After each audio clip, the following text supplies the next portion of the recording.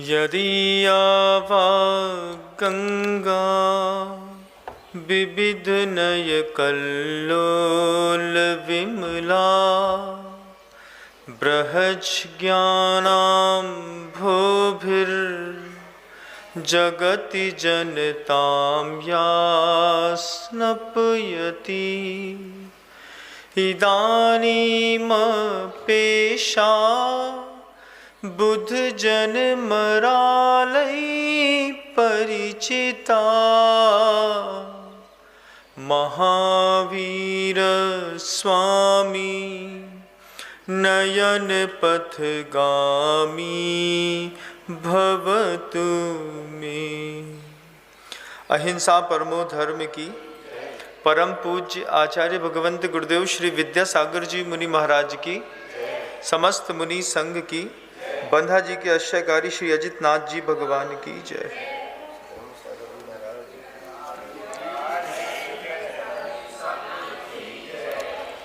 तीन चार दिनों के अंतराल के बाद एक बार पुनः हम उस हनुमान कथा की ओर बढ़ रहे हैं जो तीन चार दिनों तक प्रवाह रुकने के कारण जनमानस को बहुत ज़्यादा आकुलता हो रही थी। बाहर बहुत आकुलता का माहौल था कि महाराज श्री हनुमान कथा कब होगी। तो पुनः एक बार आचार्य रविशरण आचार्य महाराज कृत पद्म पुराण का लाभ लेते हुए हनुमान और रामचंद्र जी के जीवन चरित्र और उसके वैभव को देखने का प्रयास आपके सामने प्रस्तुत है। पिछले सत्र में आपने सुना था कैसे भामंडल जब वरुण को विजय कर लेते हैं रावण और हनुमान मिलकर के, तो भामंडल सारी की सारी स्त्रियों को ला करके पकड़ करके ले आता है, रावण के सामने प्रस्तुत करता है कि अपन इसका भोग करेंगे। रावण जो है वो बहुत तेज क्रोधित होकर के भामंडल को डांटते हैं और डांटने के पश्चात कहते हैं कि हमारी दुश्मनी तो वरुण से थी, स्त्रियों के ऊपर अनायास अनापेक्षित जो तुमने इस तरीके का एक दुराभाव रखा है ये तुम्हें शोभा नहीं देता। छोटे भाई भामंडल को डांट करके सारी स्त्रियों को स्वतंत्र कराया। स्वतंत्र कराने के बाद वहाँ पर जो साध्वी भगवंत थे उन साध्वी भगवंतों के मन के अंदर भी इस बात का क्षोभ पैदा हो गया था कि भामंडल जब सामान्य स्त्रियों को पकड़ रहा है तो हमें भी किसी तरीके से प्रताड़ित कर सकता है। सारी की सारी साध्वी भगवंतों को भी रावण ने आश्वस्त किया कि आप अपनी साधना निरंतर करें, मैं किसी भी प्रकार का आपके ऊपर कोई भी क्लेश प्रस्तुत नहीं करूंगा। ये शब्दों को सुनकर के साध्वियों को बड़ा आनंद महसूस हुआ। उसके बाद जब रावण की राज दरबार में सभा लगी और वरुण को वहां पर उपस्थित किया गया, वह वरुण माथा नीचे करते हुए जब राज दरबार में प्रवेश कर रहा था तो ऐसा लग रहा था कि जैसे किसी विशाल काय हाथी को वास्तव में बंधन में बांध करके सामने खड़ा कर दिया गया है। रावण भी कम नहीं थे, रावण भी 3 खंड के अधिपति हैं। त्रिपृष्ठ नारायण ये जो रावण है, ये रावण 3 खंड का अधिपति, अतुलनीय वैभव, अतुलनीय बल, इन सब का सामर्थ्यशाली एक सौंदर्यवान विद्याधर राक्षस गण का, राक्षस जाति है, ना कि राक्षस प्रकृति है। प्रकृति में और जाति में अंतर होता है। जैसे आपकी कुंडलियों में भी राक्षस गण लिखा रहता है, ऐसे ही वानर वंशी, राक्षस वंशी ये वंशों के नाम थे।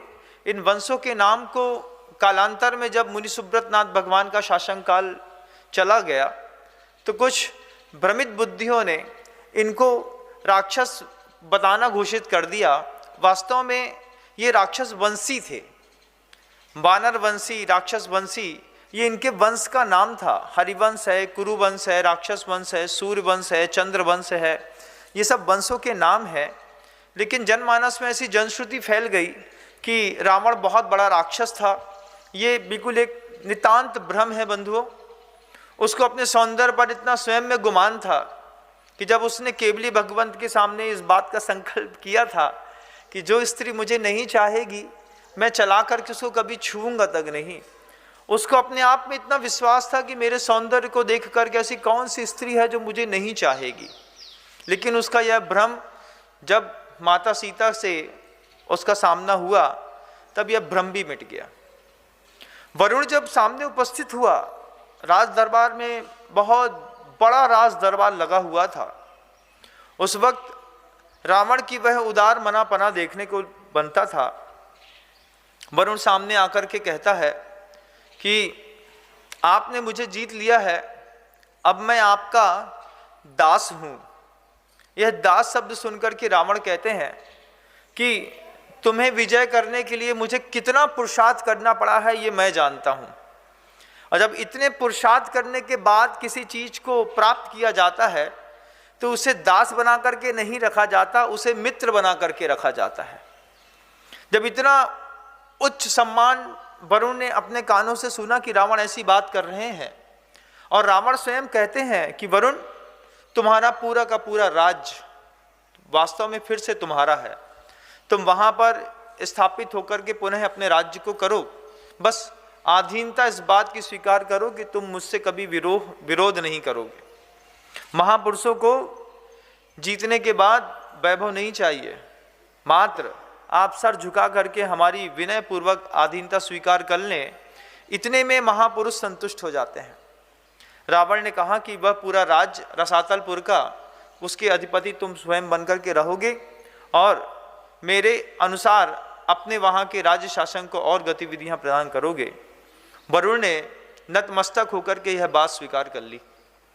वरुण को लगा कि रावण ने मेरे ऊपर बहुत उपकार किया है, वो चाहता तो मुझे मरवा सकता था, वो चाहता तो मुझे सूली पर चढ़वा सकता था, वो चाहता तो मुझे फांसी दिलवा सकता था, लेकिन ना उसने मुझे सूली पर चढ़ाया, ना उसने मुझको फांसी चढ़ाई, ना ही मेरा वध किया, ना ही मेरी लोक में निंदा करी।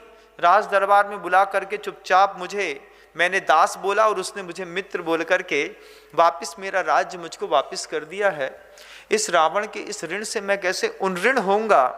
यह बात जब वरुण सोच रहा था तो वरुण ने कैसे मैं रावण को संतुष्ट करूं, क्या उपहार दूं, यह सोच करके वरुण ने जो उसका परम शत्रु था, जिसको जीतने के लिए रावण को हनुमान की सहायता लेनी पड़ी। वरुण ने कहा कि अकेले जीतना तो मुझे ऐसा लगता था कि शायद असंभव होगा, लेकिन ये महाबली रावण से कहते हैं वरुण कि महाबली हनुमान का ही वैभव है कि आप मुझे जीत पाए। इसके लिए आपका पुण्य के साथ हनुमान निश्चित रूप से आपके अभिन्न सहयोगी बने।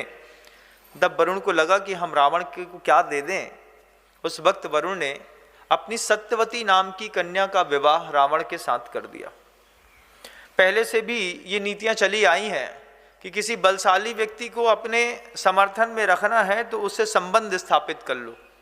राजा महाराजाओं में ये बहुत नीतियां चला करती थी।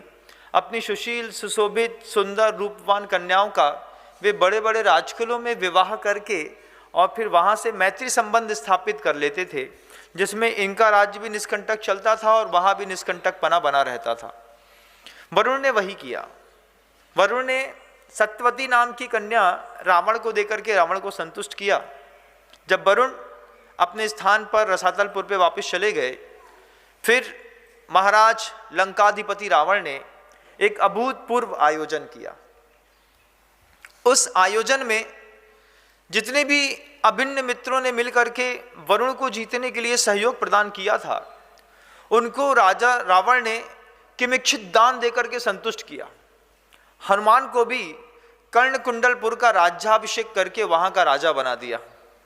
हनुमान भी वह कर्णकुंडल नामक जो राज्य था वो सौधर्मिंद्र की इंद्र सभा को भी मात देता था। ऐसा अभूतपूर्व राज्य का राजा रावण ने हनुमान को बनाया। विद्याधरों की अपनी मैत्री बना था। हम भूमि गोचरी हैं, वो विद्याधर हैं। विद्याधर और भूमि गोचरियों में बहुत अंतर होता है। वे विद्याधरों में वे विद्याओं के माध्यम से ही आकाश में गमन करते हैं।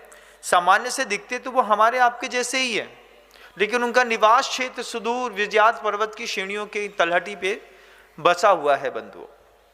वो वहाँ रहने वाले, हम यहाँ रहने वाले।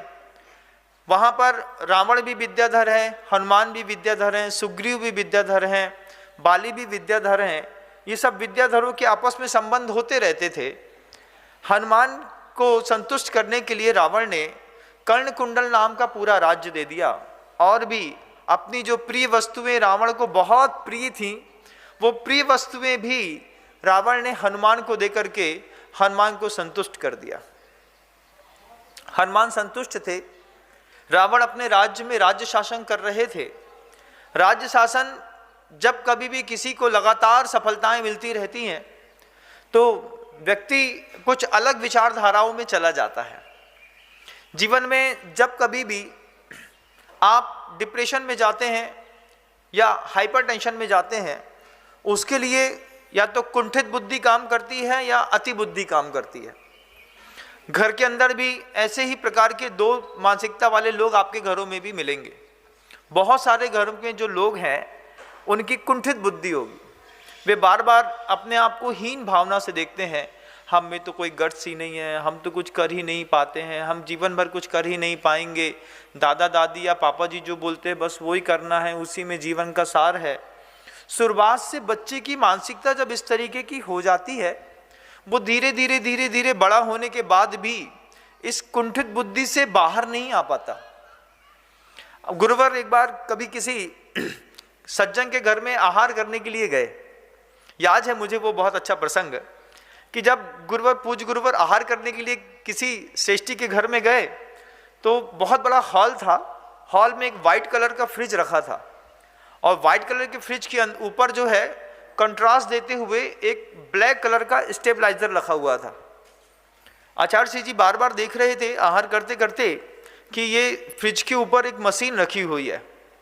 तो जब मशीन रखी हुई देख लिया, फिर जब पूरा आहार हो गया तो गुरुवर मुस्कुरा के पूछते हैं वो फ्रिज के ऊपर मशीन क्या रखी है, उसमें कांटा ऐसा ऐसा हो रहा है। तो वो कहते हैं कि गुरुवर ये स्टेबलाइजर है, कभी इलेक्ट्रिक लो वोल्टेज की हो जाती है, कभी हाई वोल्टेज की हो जाती है। तो लो वोल्टेज में भी लाइफ मतलब फ्रिज खराब हो जाता है, और हाई वोल्टेज में भी फ्रिज के बस्ट होने की पूरी संभावनाएं रहती हैं। तो वो वोल्टेज कंट्रोल होता रहे, इस वोल्टेज कंट्रोल करने के लिए यहाँ पर एक स्टेबलाइजर लगाया गया है। गुरुवर ने वो चीज़ देख ली और फिर आकर के हम लोगों से कहते हैं हीरापत में कि जैसे फ्रिज के ऊपर वो स्टेबलाइजर रखा रहता है ना, स्टेबलाइजर समझते हो? हम लोगों ने कहा समझते हैं। तो आचार्य जी को बड़ा आश्चर्य हुआ, बोलते तुम लोगों ने देखा है? हम लोगों ने हाँ देखा है आचार्य जी, स्टेबलाइजर फ्रिज के ऊपर लगाते हैं, इलेक्ट्रिक कंट्रोल करने के लिए लगाया जाता है। तो गुरुवर उस उदाहरण से अपने कैसे धर्म को जोड़ करके कहते हैं, पूज्य गुरुवर कहते हैं कि जैसे स्टेबलाइजर से लो वोल्टेज और हाई वोल्टेज को कंट्रोल किया जाता है, ऐसे ही साधु जीवन में अति आक्रामकता और कुंठितापने को, अति वाचालतापने को और बिल्कुल शांतपने को कंट्रोल करने के लिए सामायिक होती है। बहुत सारे लोग ऐसे होते हैं लो वोल्टेज जोन में चलते रहते हैं। अब जो होगा हो जाएगा, जैसा होता है होने दो, अपने को क्या मतलब है, अपने को क्या करना है, अपन तो चुपचाप खाओ पियो बैठे रहो। ऐसी भी कई लोगों की लाइफ है जो कोई भी क्रिएटिव एक्टिविटी लाइफ में करना नहीं चाहते। कुछ लोग ऐसे हैं जो हाइपर एक्शन में रहते हैं, सुबह से लेकर शाम तक हाइपर एक्शन चलता रहता है। किसी बच्चे को देखिएगा सो के उठने के साथ ही 12 बजे तक हाइपर एक्शन करता है बिना खाए पिए।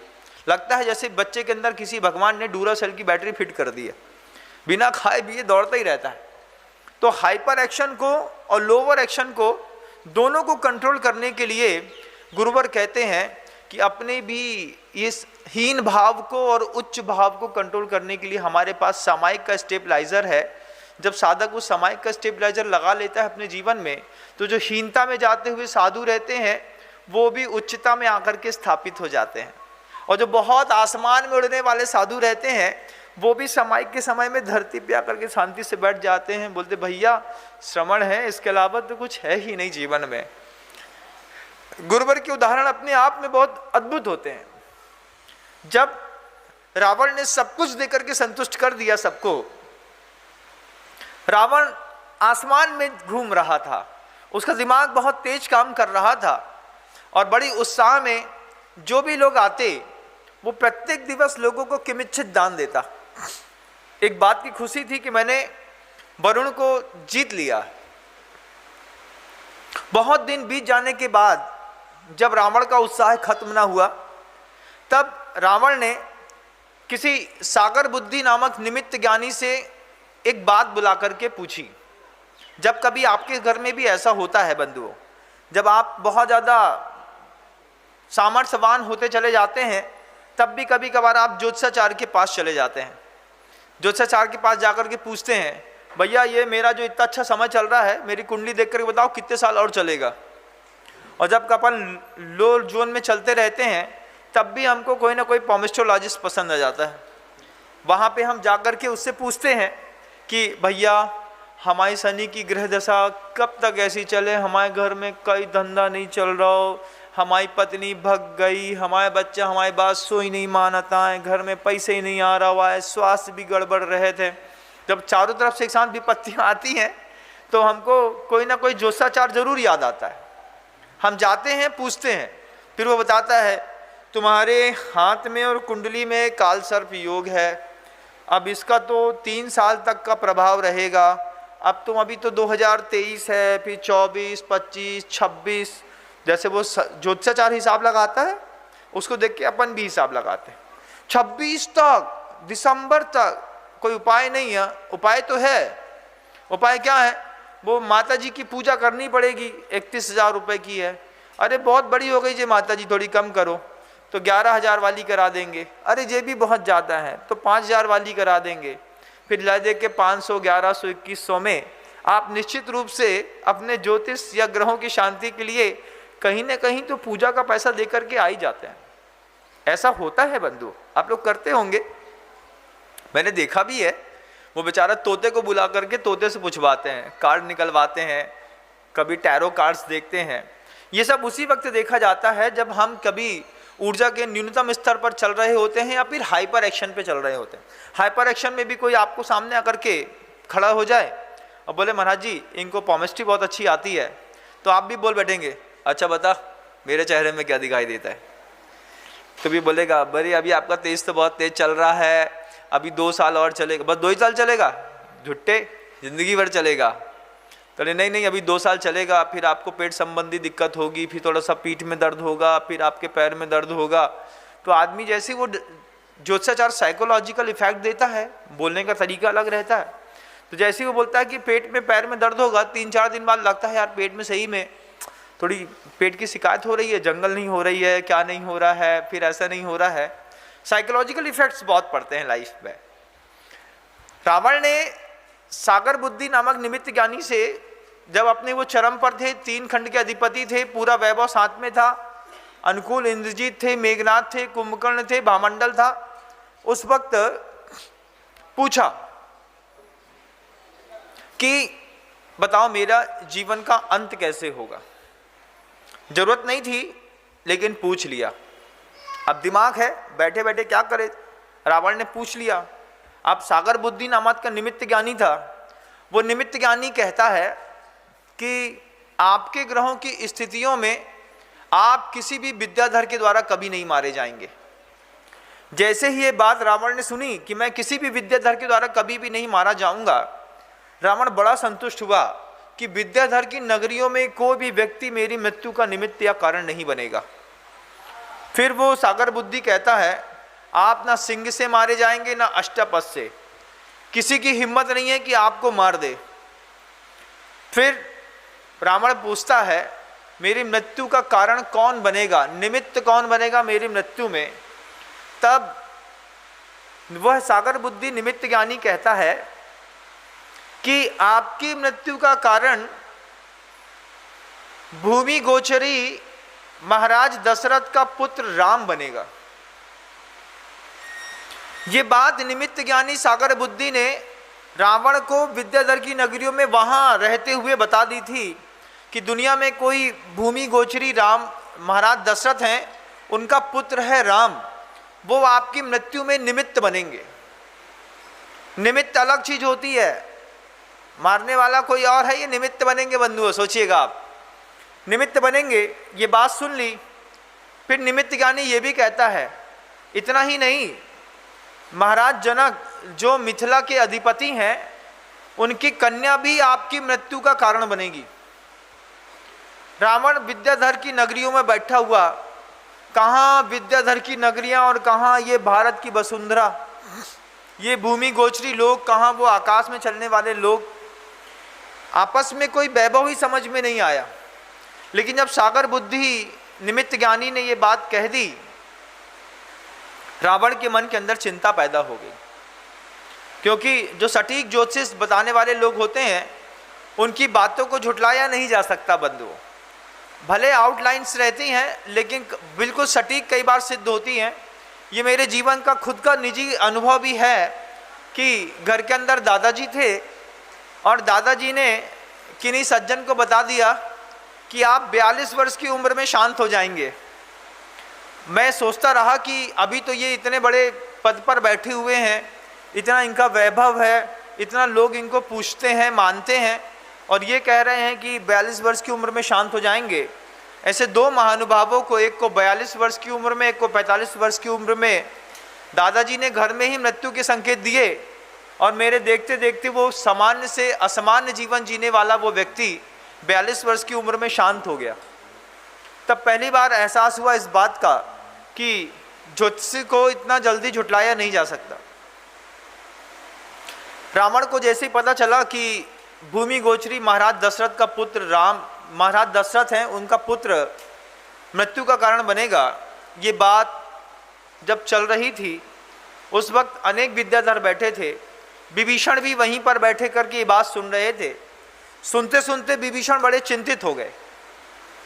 जैसे ही विभीषण को चिंता हुई कि मेरे बड़े भाई रावण को मारने के लिए कोई भूमि गोचरी राम, दशरथ का पुत्र राम काम आएगा, और महाराज जनक की पुत्री सीता के निमित्त से मेरे बड़े भाई का वध होगा या उनकी मृत्यु होगी, विभीषण को भयंकर क्रोध आया। विभीषण ने सारे विद्याधर बुला करके विद्याधर नगरी से निकल करके उस धरती पर भेजे इस बात के लिए कि जा करके पता करो कि ये महाराज दशरथ कहाँ रहते हैं, पता करो महाराज जनक कहाँ पर रहते हैं। उन्होंने बरसों निकाल दिए इस बात को ढूंढने के लिए कि महाराज जनक और दशरथ कहाँ रहते हैं। विद्याधर के लोगों को महाराज जनक और दशरथ का पता नहीं मिला। इधर महाराज दशरथ अपने आंगन पर बैठ करके जिनेन्द्र भगवान की पूजन, अभिषेक इत्यादि कर रहे थे। उसी वक्त आकाश मार्ग से घूमते फिरते हुए एक मणिमय कमंडल लेकर के और साथ में रत्नों की एक उसमें उनके गले पर एक जनेऊ डली हुई थी, मणिमय बंद बंधे हुए थे। ऐसे नारद ऋषि जो हैं आकाश मार्ग से नीचे उतरते उतरते उतरते उतरते महाराज दशरथ के सामने आकर के खड़े हो गए। जैसे ही नारद सामने आकर के खड़े हुए, दशरथ ने नारद को बारंबार नमस्कार किया। नमस्कार करने के बाद नारद जी से पूछते हैं, हे संत श्रेष्ठ, आप ये बताइए कि आप अभी कहाँ से आ रहे हैं। जब नारद ने बताया कि अभी तो मैं पूरी विद्याधर की नगरियों को घूमा, फिर विजयाद की सीढ़ियों में गया, फिर गजदंत पर्वत पर जाकर के मैंने भव्यतम जिनालय के दर्शन किए। वे कैसे जिनालय थे जहाँ पर बैठने के लिए आसन भी शुद्ध सोने के बनाए गए थे। वैडूर्य मणि की दीवारें थीं जहाँ पर अकृत्रिम जिनालयों में अद्भुत जिनबिंब विराजमान थे। मैंने ऐसे सौंदर्यवान अनेकों जिनबिंबों के दर्शन किए, वहाँ पे पूजन का सौभाग्य प्राप्त किया।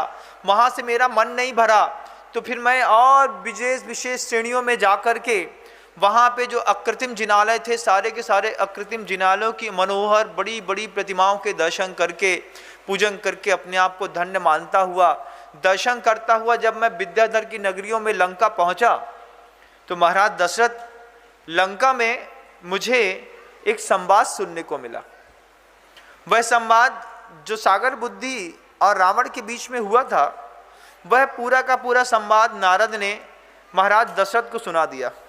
जब महाराज दशरथ को नारद ने पूरा संवाद सुनाया कि सागर बुद्धि एक निमित्त ज्ञानी के द्वारा रावण को ये बताया गया है कि तुम्हारी मृत्यु महाराज दशरथ के पुत्र के माध्यम से होगी, तब से विभीषण बड़ा क्रुद्ध हो गया है और क्रुद्ध होकर के विभीषण पूरी सृष्टि पर आपको ढूंढ रहा है। कितने अच्छे हैं नारद, पहले से आकर के बता दिया दशरथ को। अब दशरथ के मन के अंदर कुलबुल कुलबुल कुलबुल पैदा हो गई कि हम तो भूमि गोचरी रहने वाले लोग और वो विद्याधर के अधिपति वो विभीषण मुझे धरती पर ढूंढ रहा है। क्या करते महाराज दशरथ? नारद बार बार महाराज दशरथ से कहते हैं कि महाराज दशरथ, आप अपने बचने का खुद उपाय ढूंढिए, अपनी रक्षा स्वयं करिए, क्योंकि विभीषण अत्यंत वेगवान और अत्यंत क्रोधशाली है। उसके क्रोध को मैंने वहाँ पर देखा था, मुझे लगा कि मैं आकर के आपको बता दूं, इसलिए मैंने आपको संज्ञान दिया। अब आप अपनी रक्षा स्वयं करिएगा।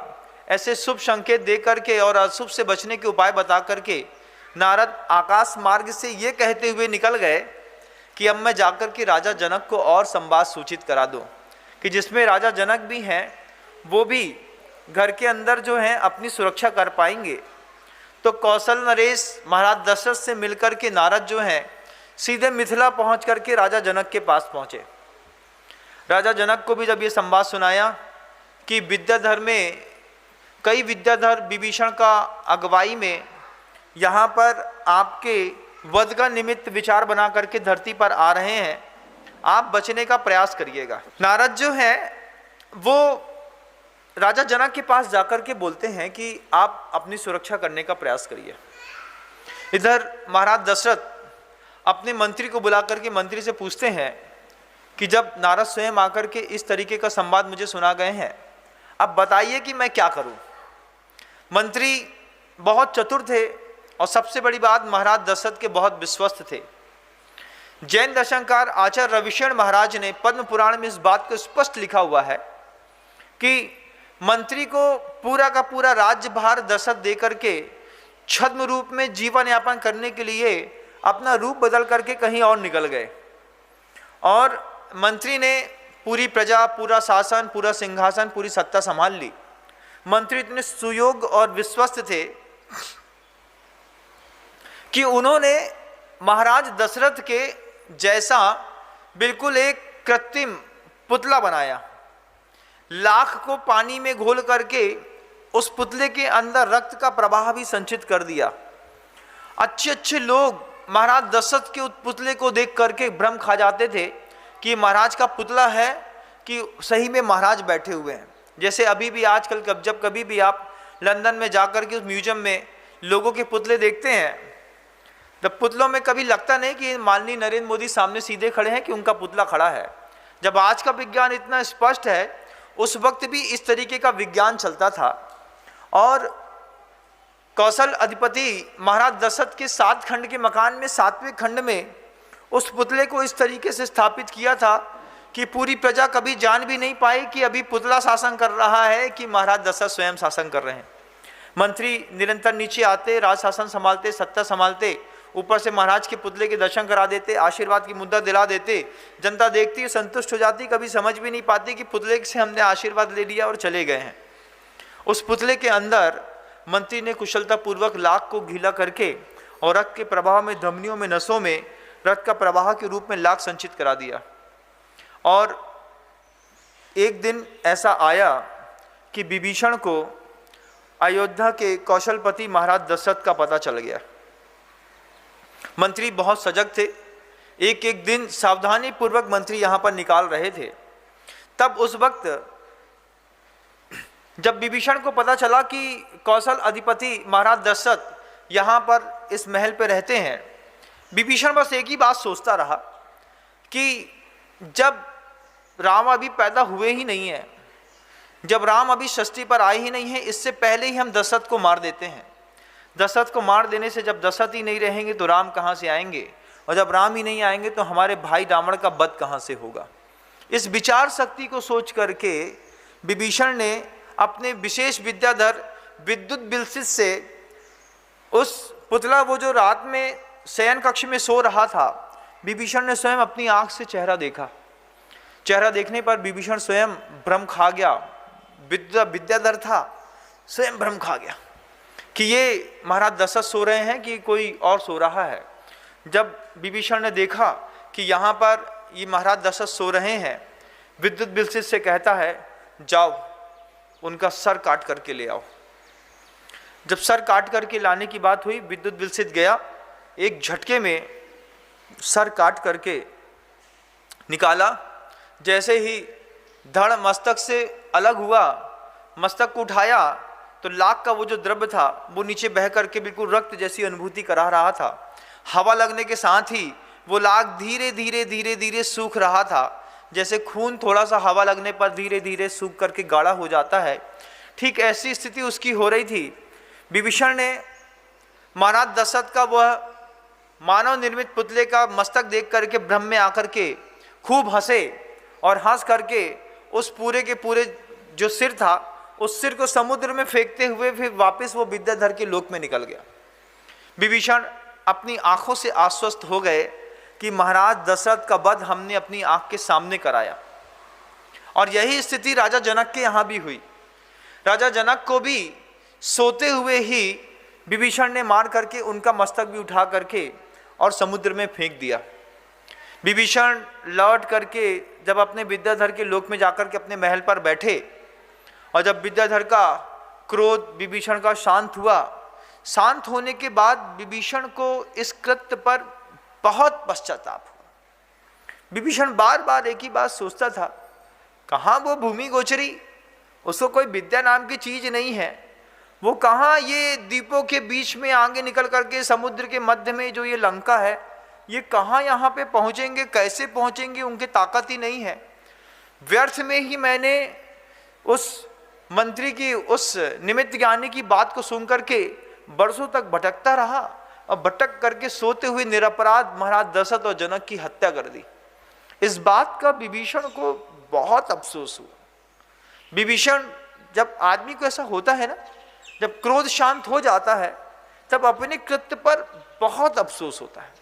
हमने ऐसा क्यों किया, हमको ऐसा नहीं करना चाहिए था।